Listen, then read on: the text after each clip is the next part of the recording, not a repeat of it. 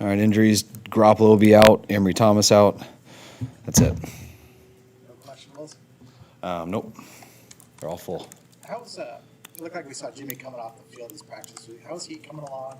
It's working out on the side. Yeah, it was first week he was able to come out on the field, walk around a little bit, do some work out there. So we saw him doing his rehab stuff too as we came out. Good. Would you think he might be ready for an NFC Championship game, Vince? I'd be surprised, but I think it depends how this whole weekend goes and stuff. But I think it's an outside chance. Super Bowl obviously would be why he's still on the I roster. think there'd be a better chance then. Yeah, it does. With Ambry, is there an expectation that he'd be available to come back at all? Should you? Yeah, I think there's a chance he can come back next week too. I don't think we have to now, but he was an IR candidate, so I think he has a chance. Cowboys ruled out Jason Peters at left tackle. So how do you see that matchup playing out with a rookie against Bosa? I mean, he's done a hell of a job this year, especially in his first year in this league. So he's played at a pretty high level throughout the year. That's where he's been most of the year. So he'll be right back there, and it'll be a good matchup to watch. Brock talked yesterday about he, in college, really believed he could make something out of anything, and sometimes learned that wasn't true. How would you balance his ability to extend plays and not make mistakes this season? I think he's done a real good job. I mean, he's extended a number of plays. I think he's made a few mistakes. There's a fine line between all of that, but I mean, when there's no play there, you always want guys to extend plays. I think guys get in trouble when they start relying on extended plays before making the play that's there. I think that's sometimes things you got to be careful of, especially when you have some playmaking ability like that. And I think that's stuff that Brock has learned, and he's done a pretty good job of. There's a couple times he extended the play last week where he almost got in trouble, and he was able to survive it. And I thought one of the scariest ones was the one he threw to, I think it was Elijah or Christian. I forget which one because he did it to both of them there at the end, but made a great off schedule. That ended up being one of his better plays. So he's done a great job so far, and hopefully that'll continue. At the end of the second quarter? It was the second one he did, so I think it was in the third quarter. I can't remember, so long ago.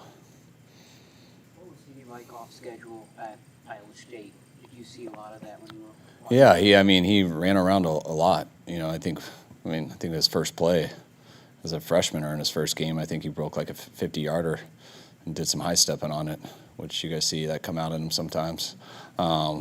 That's not why we got him, but it's definitely a huge asset that he leaned on in college and that he's been able to lean on to here in the league so far. Brandon said that, sometimes, last year in his career, sometimes he wouldn't get things right away and you'd have to say it another way or have somebody else give an example or teach it in a different way. I guess what's it like as a coach, trying to figure out creative ways, every guy's different, of how to get a concept across and how valuable is it, rewarding to see that finally come to fruition?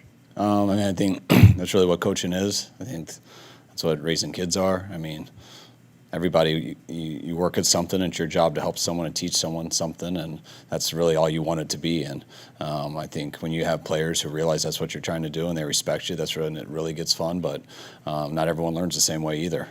You can tell one kid one thing and another kid the other, and they see it a totally different way, and players are no different. So, but when you got a guy who's willing to learn and wants to, you always, if you try and they're not learning it, but they put the work in and they understand, but they're just not seeing it that way, then it's your job to find another way. And we always talk about how you frame things, and how you frame one thing to one person might sound completely different to another. And so that's why you can articulate it, but then you like to see the tape, then you like to show them examples, then you like to see how they do it without talking to them. And sometimes you can get to the end result faster with some than others, but the main thing, if guys are willing and you work at it, you can eventually get there. Mike McCarthy said that he's not preparing for Brock Purdy as if you were a rookie. Was there a moment in time when you came to the realization, like, yeah, we've got a non-typical first-year player? I felt that during the Miami game. That was such a high. That was a game with a lot of stakes. We were playing a real good team. He came in real early in the game, and we were under a lot of duress. The way that their defense was playing, the way they were coming after us, and he played all like a rookie in that game. And I remember getting home that night, and all of us being pretty down about losing Jimmy and stuff, and that we did get in there with Brock. And as I was going to bed, it kind of hit me that he definitely didn't play like a third stringer today, and we'll see how it goes this week. But we felt pretty good then, and you got to see when you go to his first start and stuff. But he looked the same way in practice that whole week and had a hell of a first start, and I think we all quickly forgot that he's a rookie. The different overtime playoff rules, how does that impact your strategy if it comes up? Have you thought much about that? Yeah, I got a whole huge write-up on it from our analytics department. I'll read most of that probably at the hotel or Sunday morning. But I don't think it changes much. We'll see if any percentages and stuff they tell me change, but I think it comes down to trying to score every time you can, and that helps you win if you do. A couple more guys. Coach, this game has brought in fans from all over the nation, the 49ers. We talked to fans from Dallas, for the 49er fans from Miami. Tell us what the fans mean to the team and to you for a weekend like this. Do the fans matter? Yes, I mean, you're trying to set me up. I'm not trying to be cheesy also and say the fans are everything, but they are. I mean, that's why we all love football, but we also all love making a living and supporting our families, and that's because the fans love watching this sport. And the more they get into it, the bigger the sport is. And I've been a fan of football my whole life. I think I was as big as a fan as you can be, and I was always the fan of wherever my dad was working. But when you watch people who have the same passion and stuff, who feel that the same way that you can relate to, it's really cool. And we had a big deal today, just going back and kind of showing our players the history of the Niners. And we started with the 82 game, the catch and everything, and then I showed them the 92 game, the 93 game, the 94 game, and just to see all that history, so everyone kind of has an idea what Dallas and the Niners mean to people. When I moved here in 92, I didn't really know. I just knew the Niners were the team of the 80s, and I felt like they were the Yankees of football. And I was in sixth grade, but all I heard about was this big rivalry with Dallas that I guess was from 82, but I was too young to know that. And then I know all about the rivalry because all I was here was 92, 93, 94. And then our players go there last year, and they don't really know about it, but it was cool this year to kind of go back and show everything. And then we kind of finished with our game last year, which was 2021, to show them that they're part of it and to see stuff might change. Some of the film changes and stuff, but it's all really the same. And it was really cool to watch and see the differences and to know that they're in that moment right now. In retrospect, with the benefit of hindsight, that the first play for Brock against Tampa Bay, the blitz, that ended up in the big picture being, you think, good for his development there, kind of to get him, snapped onto the right page to be able to notice that stuff, or is that just a blip? That was just a blip. I think it was good for that game because he got hit so hard and he didn't get injured from it. Sometimes that just gets you a lot more alert. But he was just amped up and ready to go, and he got a little overzealous on the check and made a quick mistake, and he's been pretty good at not making them again. But that was an interesting first play, probably one of the worst guys that you could miss protection against in Keanu Neal. But fortunately, he got 15 yards out of it.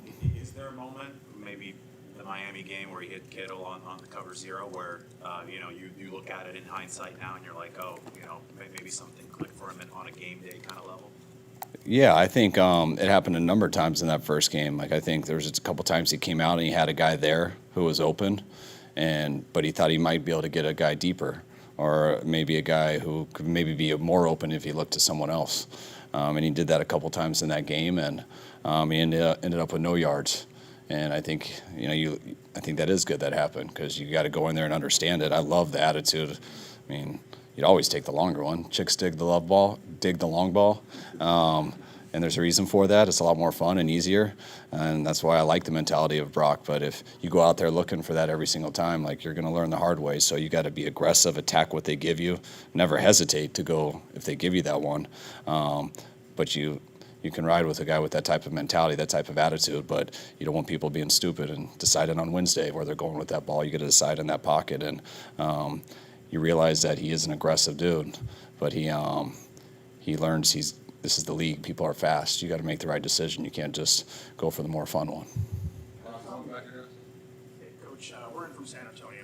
Can you give me your assessment of Spencer, just how he's played his rookie season and how he did in his first playoff game, and just what it is you like about him in general? He's done a great job.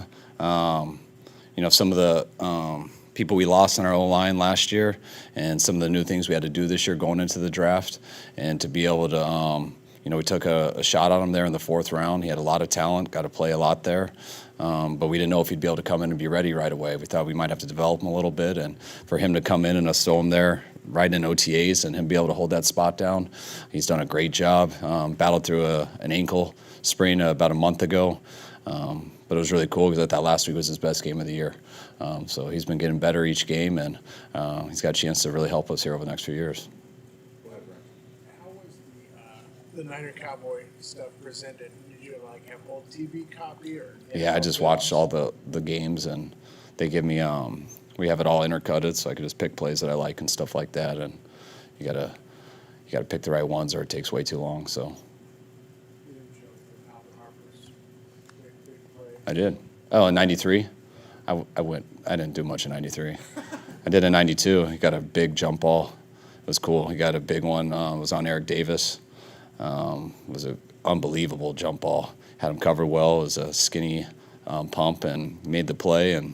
But it was also cool then to show the things that Eric Davis did 2 years later in '94 with that third play, the pick six, the next drive on 3rd and 18, stripping Irvin on the fumble. It was just cool to see how it's cool to show them Steve and all the pressure that was on him in '92, and then to try again in '93 and even get more pressure, and then to come back and to see how much it means to people when you got to really fight for something. And I thought that was the cool stuff to watch. All right, thanks, guys.